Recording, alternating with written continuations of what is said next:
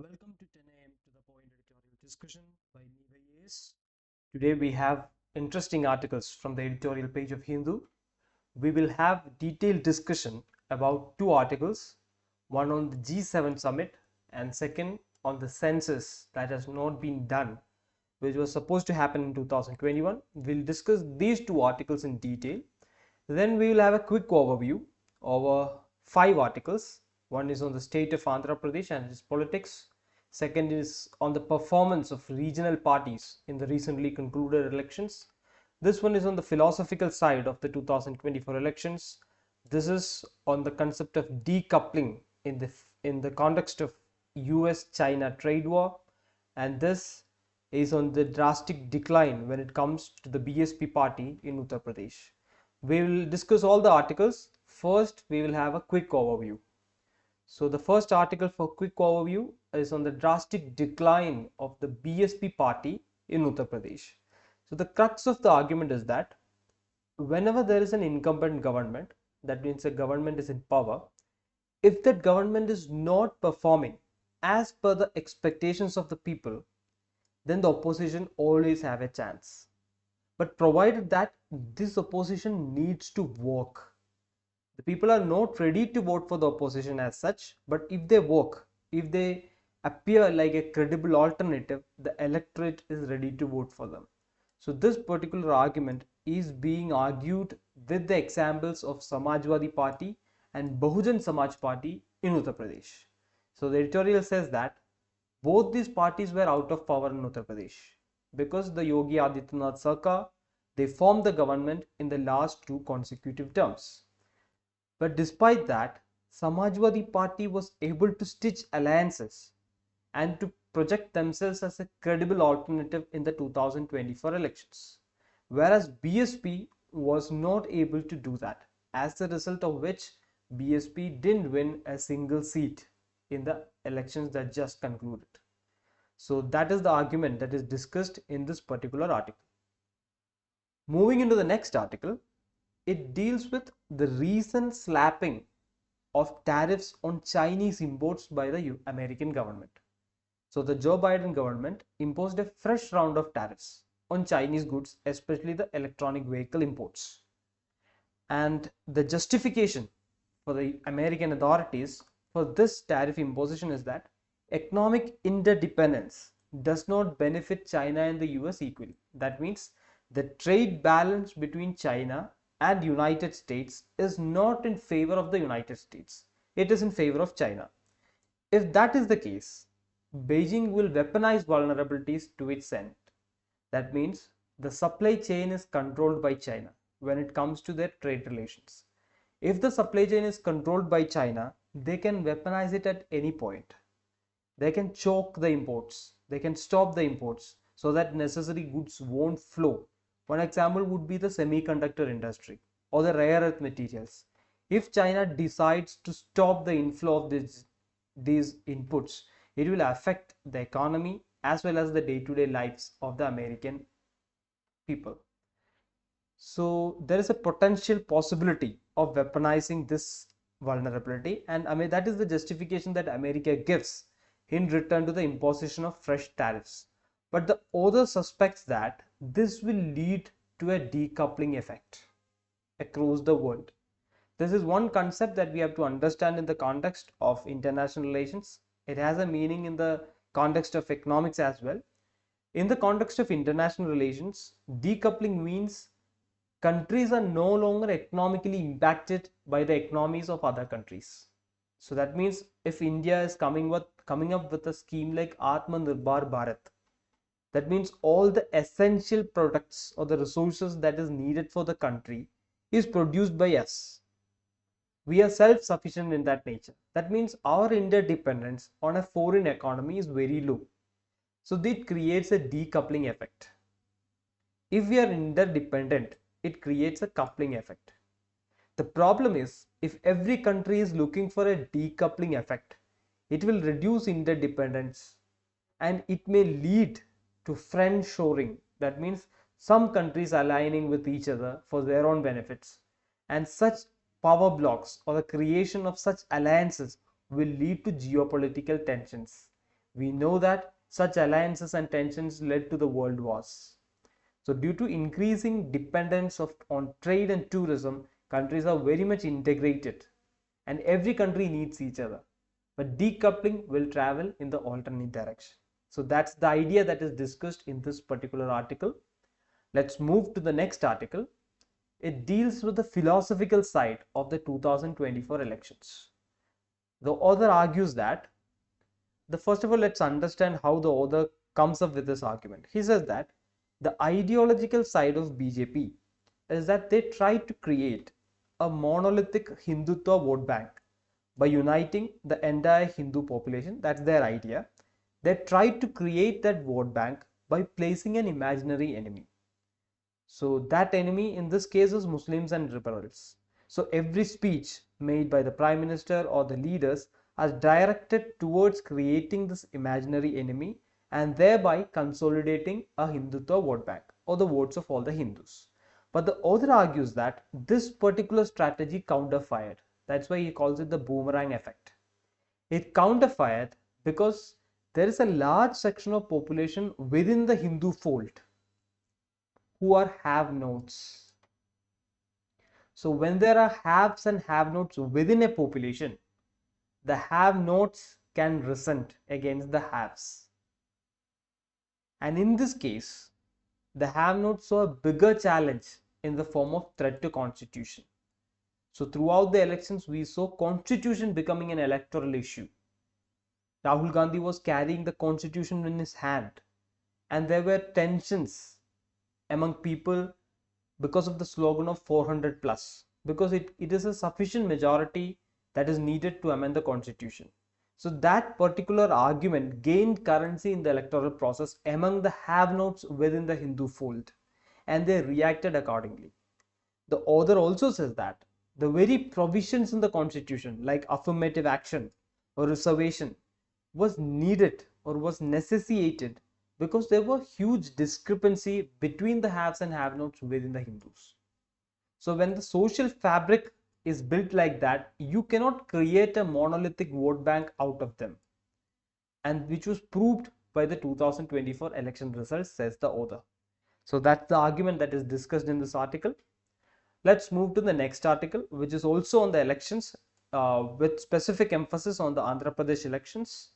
So this article is written by research scholars. They put it in a theoretical perspective. They say that the former government in Andhra Pradesh, led by Y.S. Jagannath Reddy or his YSRCP party, was a populist government. They had a lot of welfare policies, and they also ensured the effective service delivery of these policies. But despite such populism and service delivery, they faced a huge defeat in Andhra Pradesh. This article explores the reason. They say that the service delivery mechanism had a structure. They had a charismatic leader in the form of Jagan Mohan Reddy at the top. Then they had volunteers who were distributing these schemes or ensuring the distribution at the grassroots level. But they were just volunteers. They were not the ideological core or the local cadre of the party. So this particular structure with volunteers at the bottom and then a charismatic leader at the top diluted the local cadres at the middle, who were able to mobilize voters on the basis of ideology. So in this process or in this structure, the party lacked that ideological core and local cadres. When that is the case, if a similar party comes up with similar schemes, similar welfare schemes, with guarantees of similar welfare schemes with an ideological core, it is very easy to swing the vote base from this party to the other party. And the others argue that that happened clearly in the Andhra Pradesh elections. And that explains the reason why, despite being a welfare government, the Jagan Mohan Reddy government suffered huge defeat in the next elections. So this is the argument discussed here. And finally, we'll come to the Hindu data point in the last section of the quick overview part. This is a very interesting case study. It divides the entire regional parties in India to 3 blocks. The first block is part of the NDA allies. The second block is part of the India allies. So parties like DMK comes here. Parties like Shiv Sena, which is the Eknath Shinde faction, or the JDS comes here. And then there are parties who are not part of any allies. But these parties endorsed the policies of the previous BJP government in the last 10 years. So one example is the YSRCP. They were not part of the NDA, but they supported the BJP government in many of their resolutions. One example is the AADMK. They were part of the NDA before, later they quit the alliance, but they are sympathetic towards the BJP government. Then there is BRS in Telangana or the Biju Janata Dal in Odisha. The article argues that these two blocks fared as per their dominant allies. So the NDA allies performed like the BJP and the India allies performed like the Congress or the other allies in the bloc. But when it comes to these parties, they faced huge setback. YSRCP was wiped out from being an incumbent government. AADMK couldn't perform well in Tamil Nadu because the India alliance swept the elections. The BRS in Telangana was also outshined by the Congress in Telangana. Or if we take the Biju Janata Dal in Odisha, after 24 years of long reign, Naveen Patnaik has to step down as the chief minister in Odisha. So without having a strong ideological position, these regional parties fared very badly in these elections, says the Hindu data point. And that's the takeaway from it. Now let's move to the detailed discussion of articles from the exam perspective. We have two such articles for the exam relevance today. One is on the G7 summit, which is happening in Italy. It is relevant for us from the perspective of international relations in the GS2 paper and for the prelims in the IR paper. First, let's look at the G7 members, because understanding the members is the first step towards understanding their policies. The G7 on a whole comprises of developed democracies. It doesn't have a Russia. Russia is a developed country, but it is not a democracy. It is not part of it. It doesn't have a China. China is also a global power. They are part of the UN Security Council, but they are not part of the G7. So the countries that are part of the G7 are United States from the North American continent. Then there is Canada, 2 states from the North American continent. Then you have France, Germany, Italy and UK, 4 states from Europe. Then you have Japan from Asia. It doesn't have any country from Africa, South America or Australian continent. And this is the composition of G7. Now when you take the G7 outreach summit, so they know that now the tide is turning, because now we are talking about Asian century and African century. We are talking about the rise of global South. So that means G7 alone can't be a major decision making in the global paradigm. So they are coming up with outreach summits. So in the current G7 summit, there is an outreach summit as well, which has countries like India, Brazil and UAE as invitees. So that is why we can see our Prime Minister Narendra Modi going to the G7 summit without India being part of the G7. So these countries are invited. And let's look at the communique that was released, or the weekend position of the G7. Before that, we'll look at the members of the G20, because this article argues that G7 is a tiring summit right now. It doesn't have much of a decision making power, whereas G20 is emerging as a multilateral and a decisive platform. The reason being its inclusiveness in the first place. If you look at the members, all the G7 members and all the outreach members are part of the G20. Without them, you can have Mexico from the North American continent. So all the countries from North America are part of G7. Then you have a representative from South America, which is Argentina. And Brazil is there already as part of the outreach summit. Then if you take Europe, there is Russia. Russia comes in. And Australia from the Australian continent. And from Africa, there is South Africa. Now we have members from all the continents. Rest all other members are from Asia. From Asia, you have China, the biggest economic power in Asia.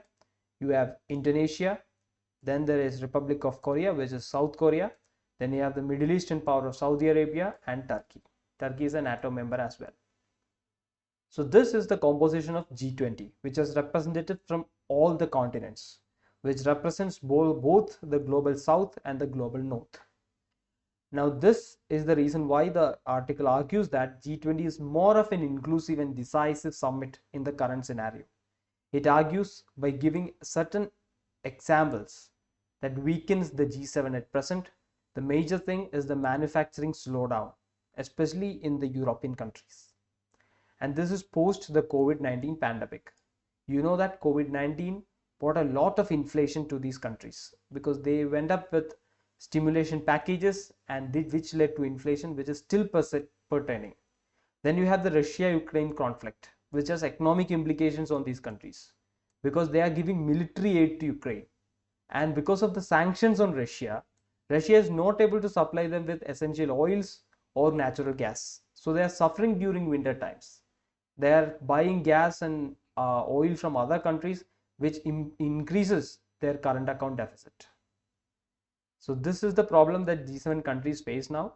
And the other problem is a moral setback that they are facing because they have made a communique to increase the supply of military aid to Ukraine, or they will continue supplying military aid to Ukraine.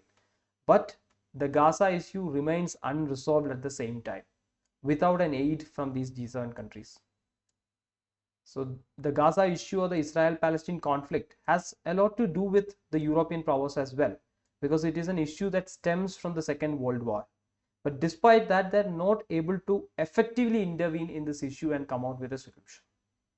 So these are the concerns. So it is more like a perspective building, this article. It will give you some clarity about the international geopolitics at present. Let's move to the final article of the day, which is on the census. This article is written by a visiting professor to an Indian university. It is relevant for you from the polity perspective. It gives you certain perspectives and certain key facts that can be used as takeaways for prelims. It starts by asking a basic question. Why is the census postponed? The 2021 census is postponed. Now it is 2024. We don't have a census yet. The initial reason was COVID. We couldn't have the census in 2021. But after 3 years, why are we still not having the census? The author argues that it is because the government wants to fast track the delimitation.